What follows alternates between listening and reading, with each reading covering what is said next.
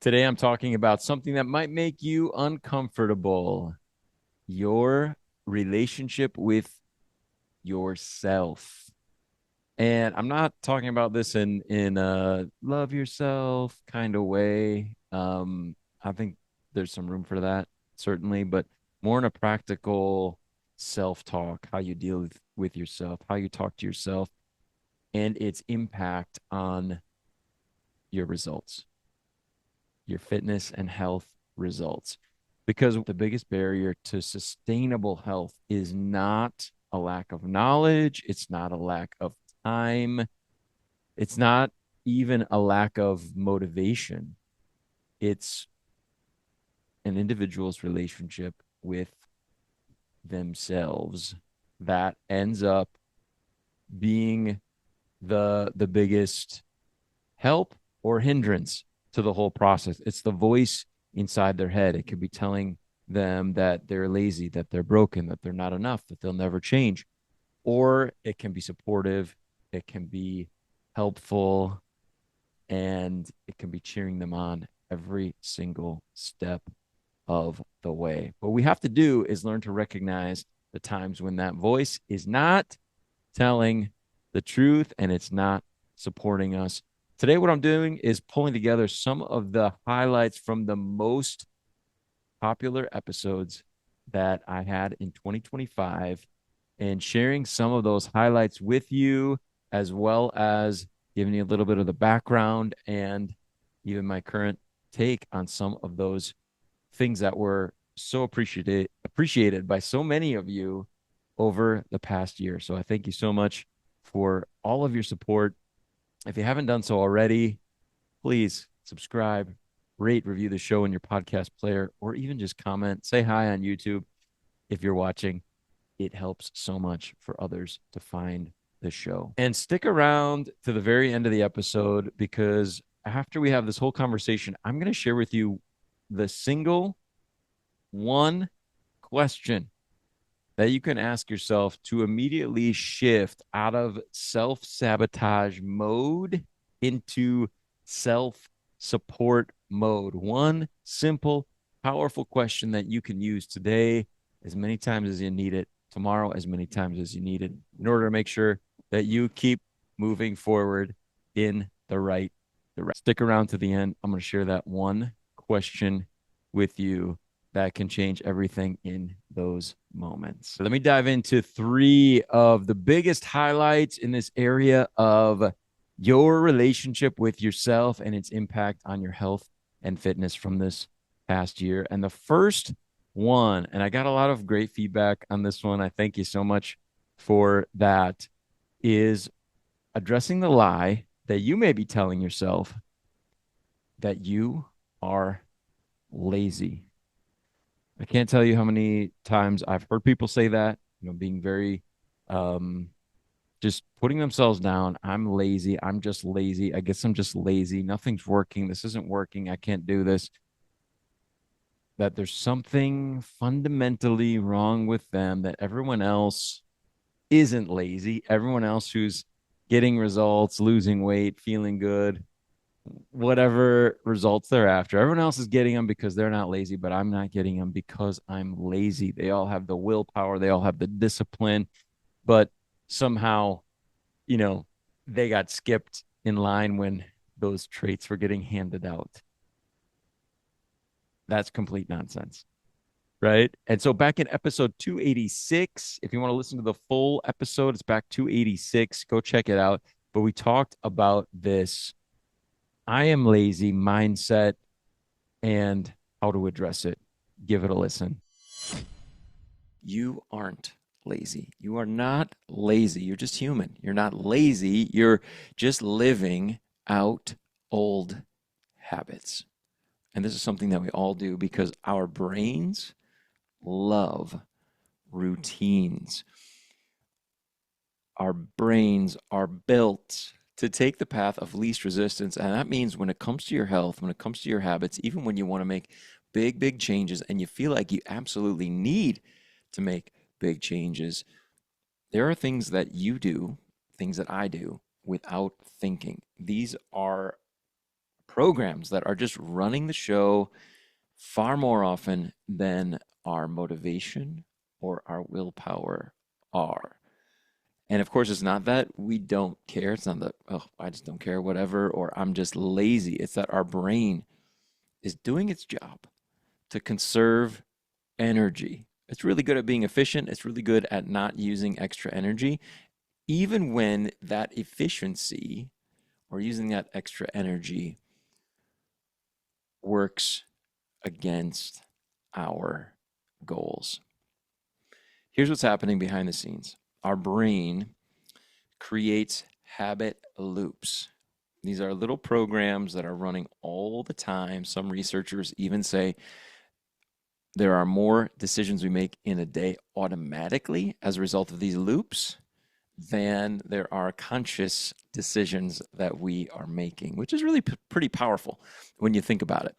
These habit loops, how do they work? Well, first of all, there's a cue, there's something that kind of triggers it, that gets it started. Then there's the routine, there's the actual action that's taking place. And then there is some reward that follows as we take that habitual action, right? So the cue, the routine, and then the reward. So a cue might be feeling stressed, and the routine might be grabbing a snack or grabbing our phone and scrolling on TikTok or Instagram.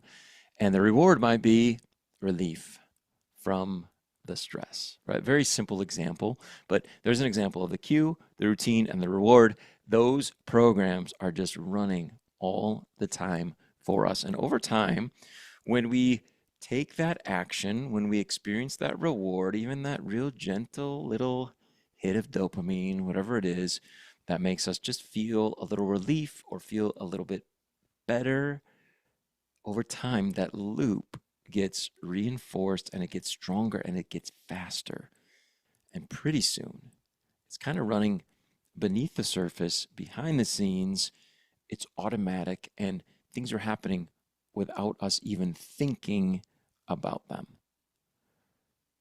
It's our brain saying, oh, yeah, I've done this before. Let's do it again. It's easy. It's familiar. It's safe. I want to feel good instead of the way I've been feeling, whatever it might be, worried, anxious, bored. So here's the thing. We're here to be healthier. We're here to listen.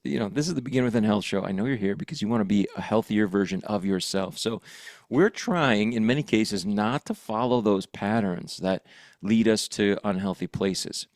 We're trying to undo some of those loops, those cue, routine, reward loops. We want to eat healthier. We want to move our body. We want to go to bed earlier. And when we try to do those things, we are swimming against the current big time. Our brain, when we try to do those things, is just freaking out a little bit because this is very difficult. This is a lot of energy, and our brain had it figured out already, right? It had the most efficient, lowest use of energy path to get through the day. It already had that all figured out for us. And so when we try to do something different, our brain is going to resist. It's not that our brain's being lazy. Well, kind of it is, right? It's just being efficient. It's our brain. It's not us. It's just running familiar programs. And when we try to do something different, those old programs want to run. And there is some big problems behind the scenes then. We're creating some chaos inside. The crazy part is that this efficiency is really good for us in a lot of ways. It's the reason we can tie our shoes. It's the reason we can drive our car,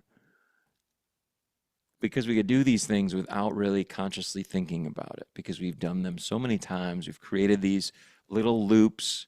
Our brain is running these programs, and it's really, really good for us. Habits are powerful, and they are in our best interests overall. The process is in our best interests overall. And really, habits and the cells that are getting all wired together in these little cue, routine, reward patterns, they don't care whether they're making us healthier or making us less healthy. They don't care if we're disappointed in the outcome or if we are thrilled at the long term results. They just run the pattern that has been practiced over and over again. The question, of course, for us is this pattern moving me closer to my goals or farther away? Because when we feel like we're moving farther away and we feel that resistance, those are the times when we tend to say, oh, I'm being lazy. I'm lazy. I just can't do this. Well, now we know behind the scenes what is going on. These are just habits. These are just programs that our brain is running, and habits don't care where they're leaving us ultimately, healthier or less healthy. I remember that completely changing how I thought about behavior change once I first understood it. Your brain isn't lazy. Well, a little bit, right? I guess it's just efficient. It's efficient. It's doing exactly what it's designed to do, to conserve energy, to create automation, to avoid uncertainty. So we have to acknowledge it as a biological fact, not as a character flaw. We have to understand a little bit about what's really going on without being neurologists, but we have to do this in order to stop fighting with ourselves and to start working with ourselves, kind of stop fighting against our brain and start working with it. So we're not relying on willpower anymore. We're not worried about not having it. Everyone else has it. I don't have it. Uh, we don't worry about it. We stop depending on it. We start depending on the cues that we set up in our life. Plain and simple.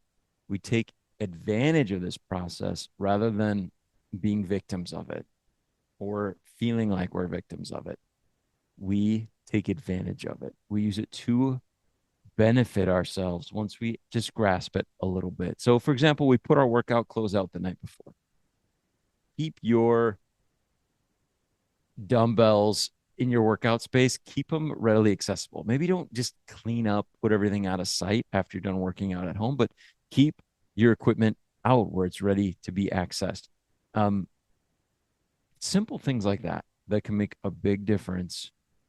And even paying attention to when we work out. It might not be the time that we have the biggest chunk of time open, but thinking about a time when we can make it a consistent part of our day, a non-negotiable part of our day. Get the workout in after you brush your teeth, after you have your morning cup of coffee. Get your workout in when you can be consistent about it, even if it's just for a few minutes. Take advantage of this process of understanding that cues trigger actions that we want to wire into our life. We want to be a permanent part of our life.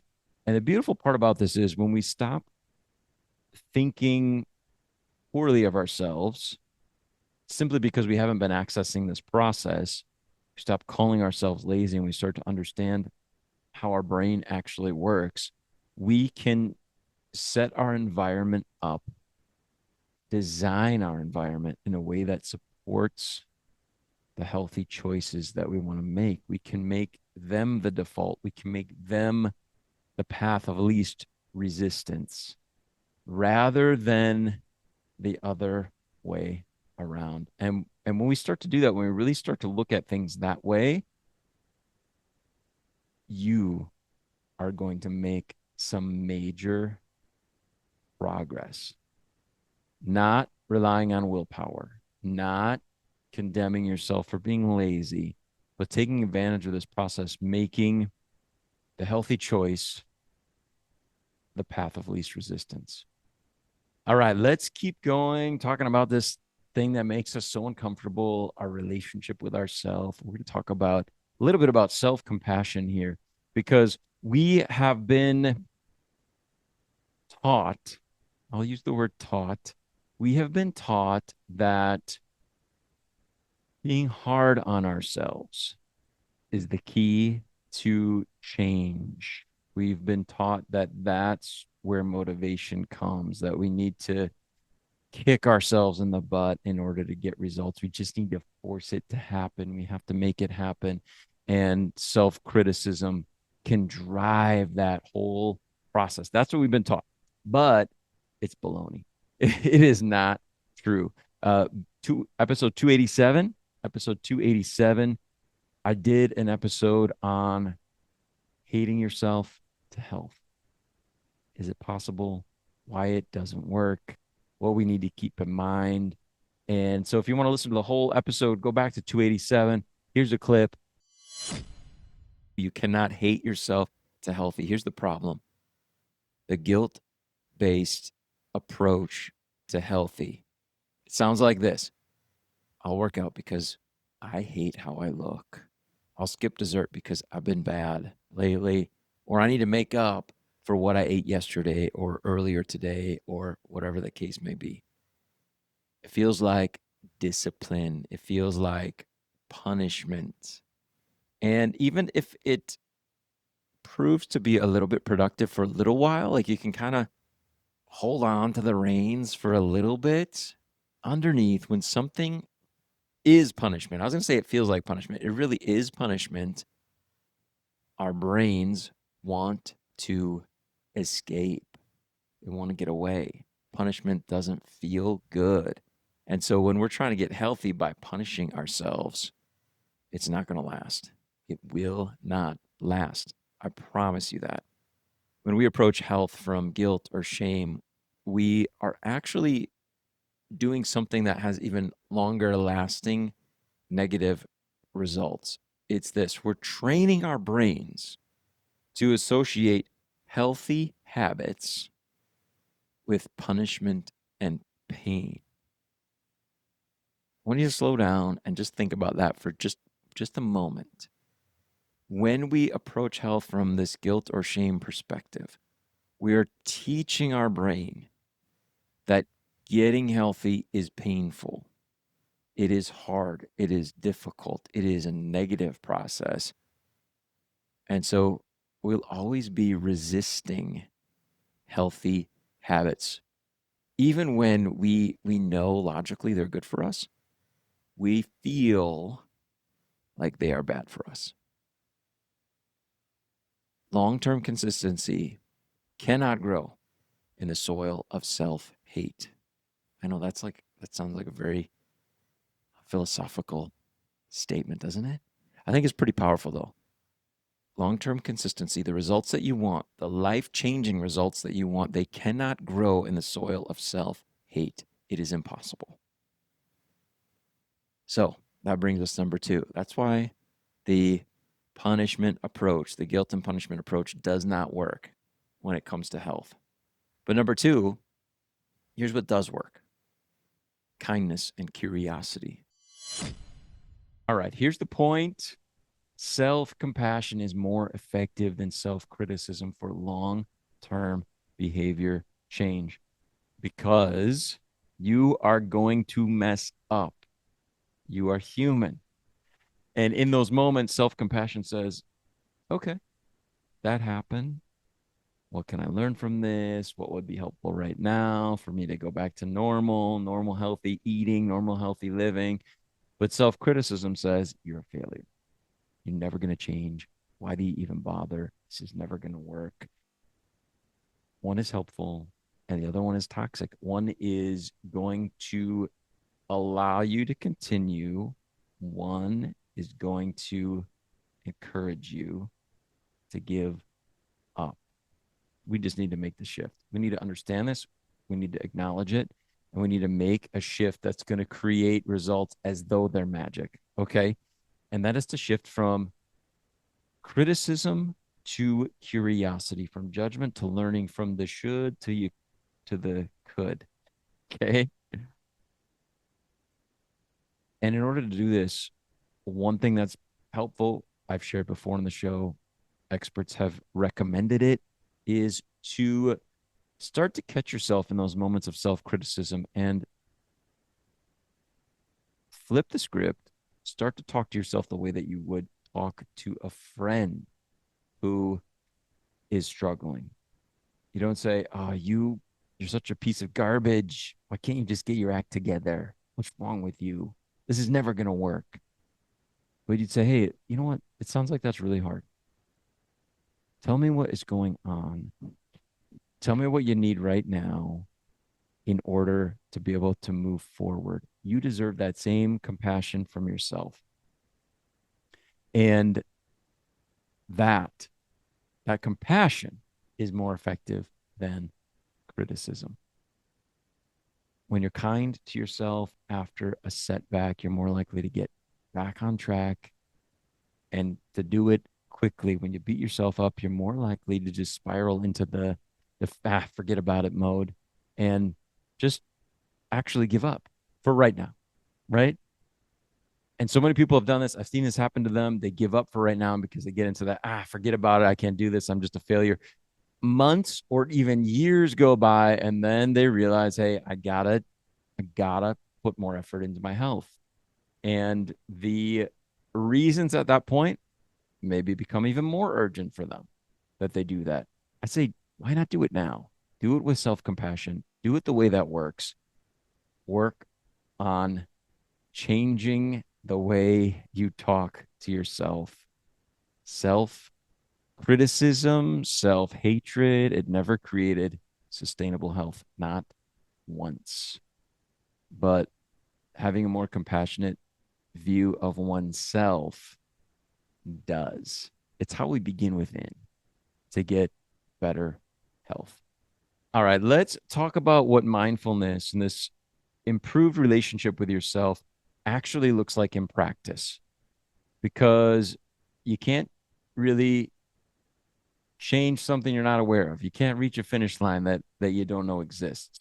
So this was back in episode 278. If you want to listen to the whole thing, you haven't heard it, go check it out. I did an episode on bouncing back from disappointments, from missed workouts, from kind of falling off track and what to do next. So give this a listen.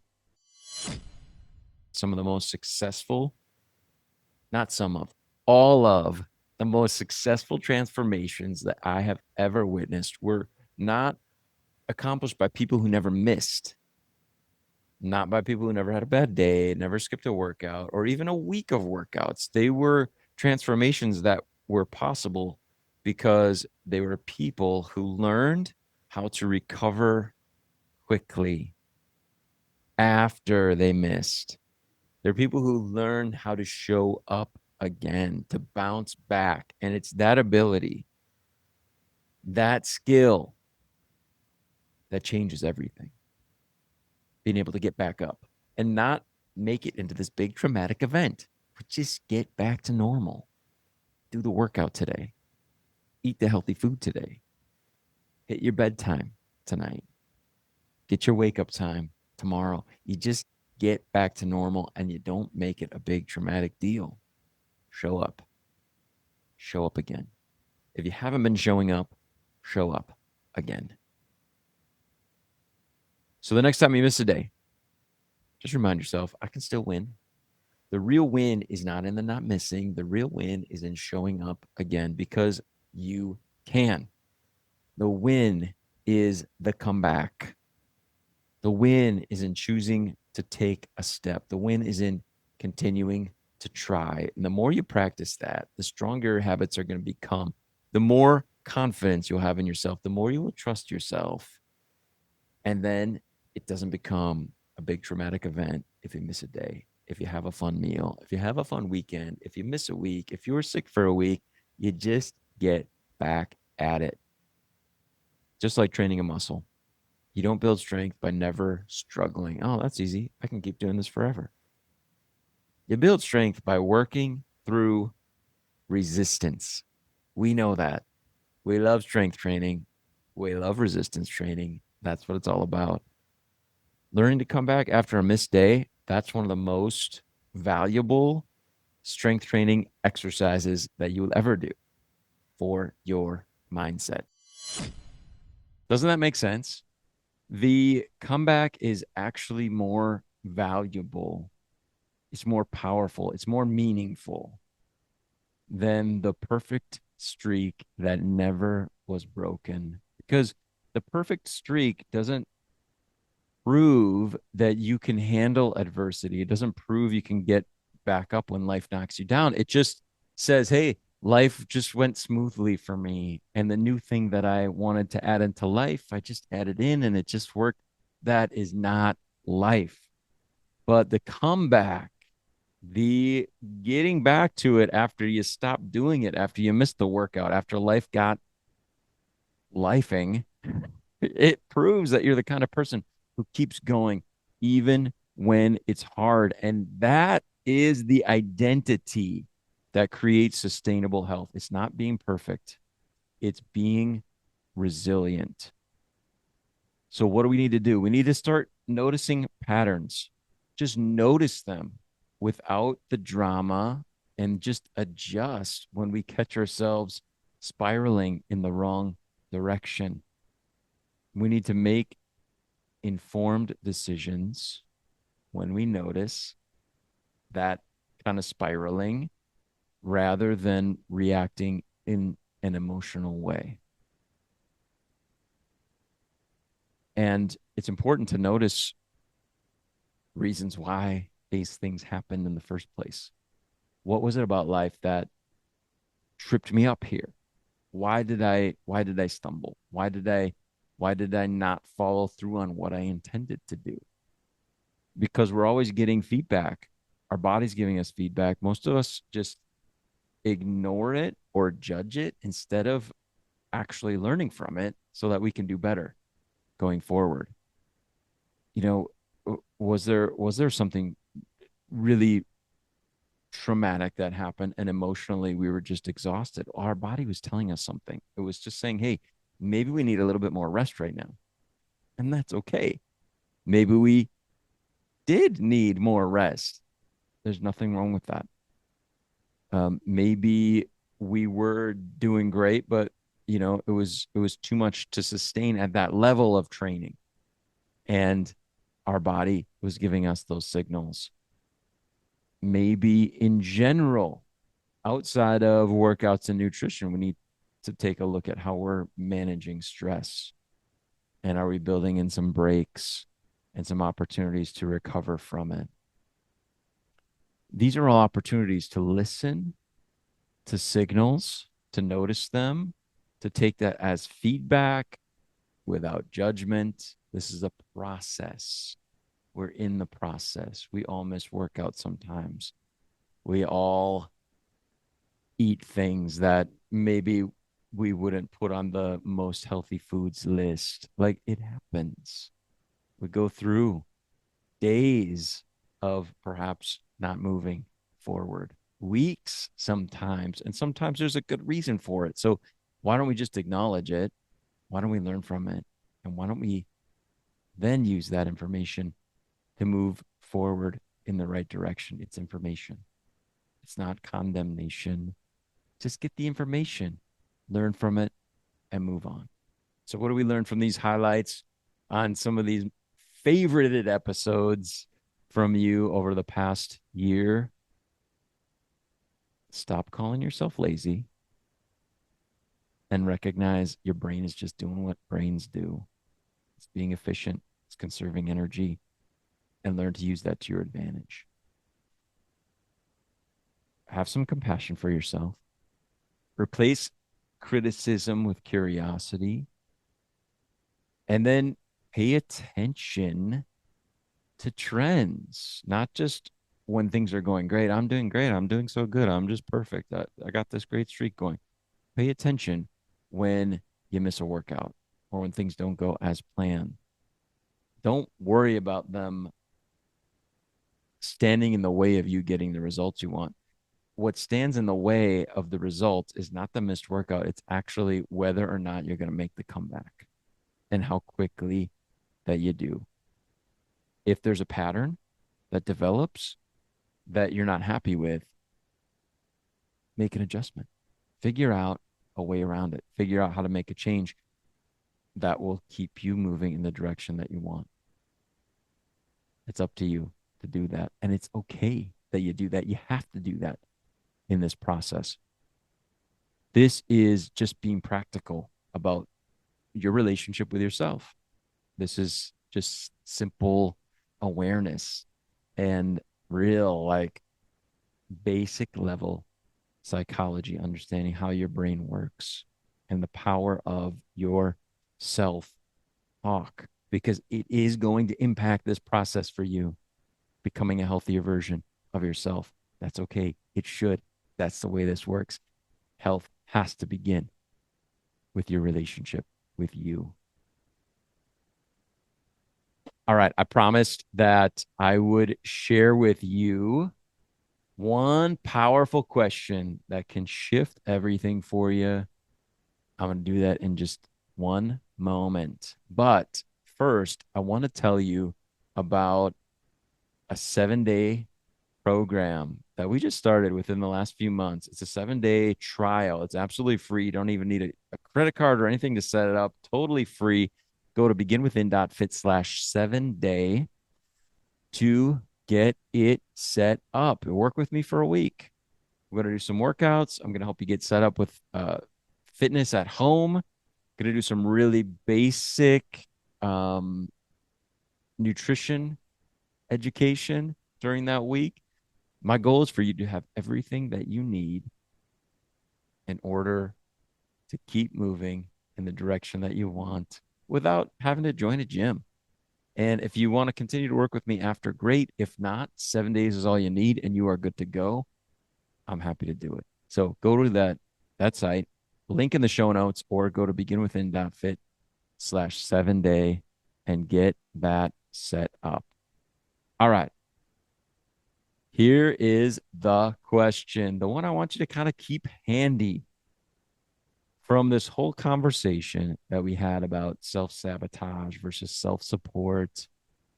When you catch yourself spiraling in the wrong direction, when maybe days have gone by and you didn't do the workouts that you intended to do, or you haven't been paying close attention to your nutrition the way that you thought that you were going to, the way you intended to. Here's the question. What would make this easier? There it is. That is the question. The next time you're beating yourself up for missing a workout, just ask, what would make this easier? And whatever the answer is, whatever comes up for you in that moment, pay close attention to it, because it takes the pressure off of the process that is in place. And it just says, hey, giving up's not, it's not the direction we're going. That's not what we want. There's no pass fail here. It's just simply, how can I keep moving forward, but respect that this isn't as easy as it could be. There's a way to make this easier. Ask yourself, what would make this easier? It is that's an awesome tool, a huge tool, powerful tool to have in your arsenal to keep moving in the direction that you want to go. I know you want to become the healthiest version of yourself that you possibly can. I'm in that with you as well. I use that question a lot. What would make this easier? Always asking it, always finding answers. And as we keep doing that, we keep moving forward. And that's what this is all about, to continue to move forward. Thanks so much for listening to the episode here. Thank you for your support in 2025 and your support in general, keeping this in the top 5% of all podcasts. I appreciate you so much for being here with me, and I'll talk with you again soon. Until then, keep taking good care of yourself.